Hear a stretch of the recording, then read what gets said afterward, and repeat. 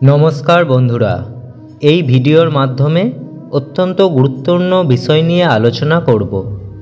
হয়তো অনেকে এই বিষয়গুলি জানেন, যে কারণে তাদের জীবনে নানান ঘটনা কিন্তু ঘটে চলেছে।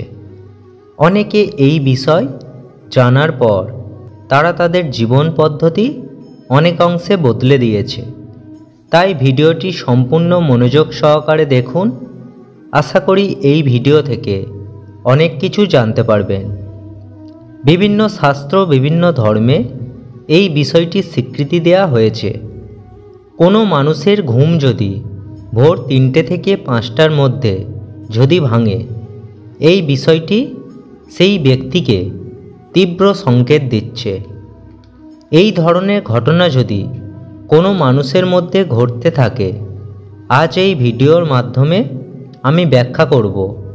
কোনো মানুষের ঘুম যদি 3টে থেকে 5টার মধ্যে ভেঙে যায়, তাহলে ঈশ্বর আমাদের কোন সংকেত ব্যাখ্যা করছে এবং এই সময় কি করা উচিত।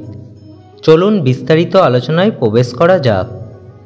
তার আগে যদি আপনি এই চ্যানেলে নতুন হয়ে থাকেন, পরবর্তী সময়ে এই চ্যানেলে ভিডিও পাওয়ার জন্য এই চ্যানেলটিকে সাবস্ক্রাইব করে পাশে থাকা বেল আইকনটি প্রেস করে রাখবেন।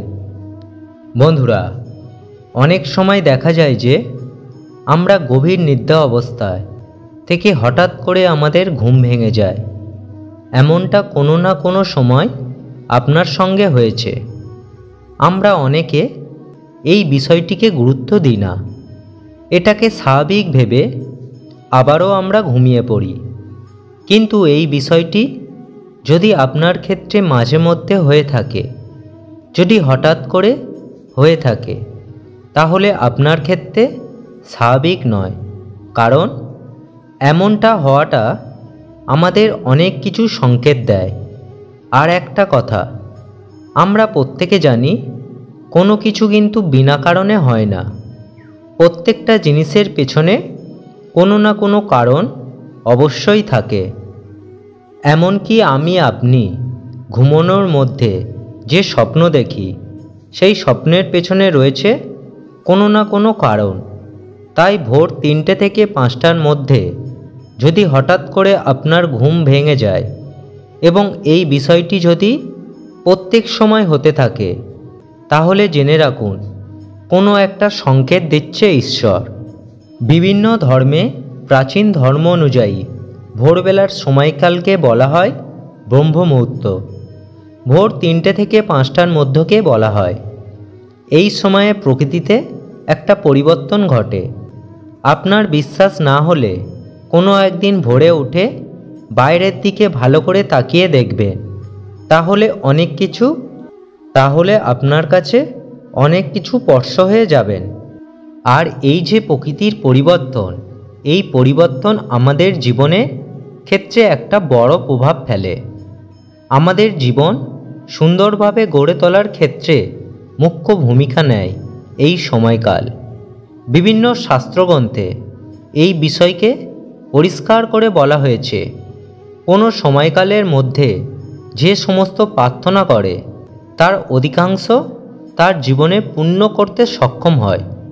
এটাকে মিরাক্কেল বলুন, কাকতারুয়া বলুন, বিষয়টা কিন্তু সম্পূর্ণ সত্য। যদি বিশ্বাস না হয়, আপনার জীবনের ক্ষেত্রে এই বিষয়টি প্রয়োগ করে দেখুন। আপনি নিজেই আশ্চর্য হবেন।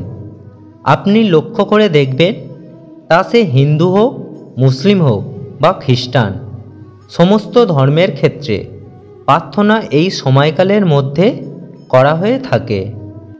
কারণ এই ব্রহ্ম মুহূর্তের সময়টা শাস্ত্র প্রকৃতি থাকে, আর প্রকৃতির সম্পূর্ণরূপে শুদ্ধ থাকে।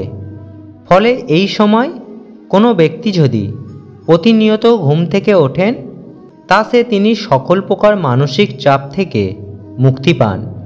মস্তিষ্কের শক্তি অত্যন্ত পরিমাণে বৃদ্ধি পায়। এর ফলে সেই ব্যক্তির কর্মদক্ষতাও যথেষ্ট পরিমাণে বৃদ্ধি পায়।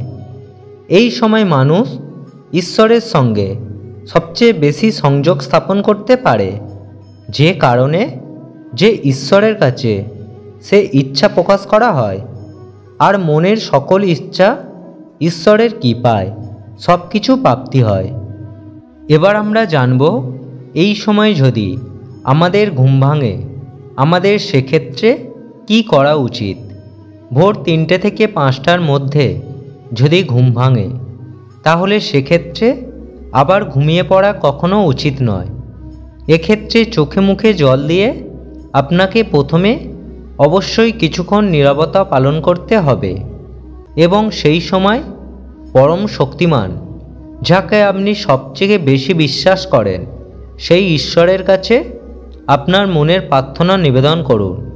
যে বিষয়টি আপনি মনে প্রাণে চাইছেন সেই বিষয়টি পরম শক্তিমানের কাছে নিবেদন করুন। এই রকমভাবে বেশ কয়েকদিন এই পরীক্ষাটি করুন। কথা দিলাম এর সুফল আপনি পাবেন।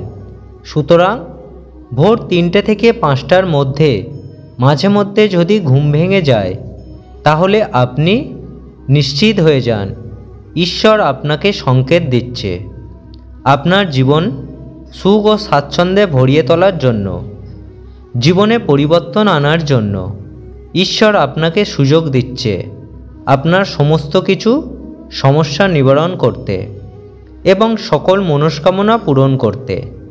কারণ অনেকে হাজার চেষ্টা করেও এই সময় ঘুম থেকে উঠতে পারে না, অনেকে উঠলেও বেশি দিন উঠতে পারে না।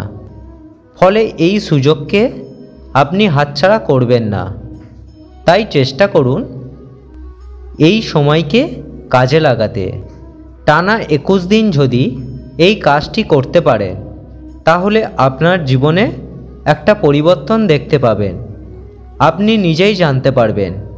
বন্ধুরা, এই ভিডিওটি যদি ভালো লাগে একটি লাইক করবেন আর আপনজনের মাঝে শেয়ার করবেন আর আপনার কমেন্ট অবশ্যই জানাবেন। নমস্কার, ধন্যবাদ। ঈশ্বর আপনাদের মঙ্গল করুক।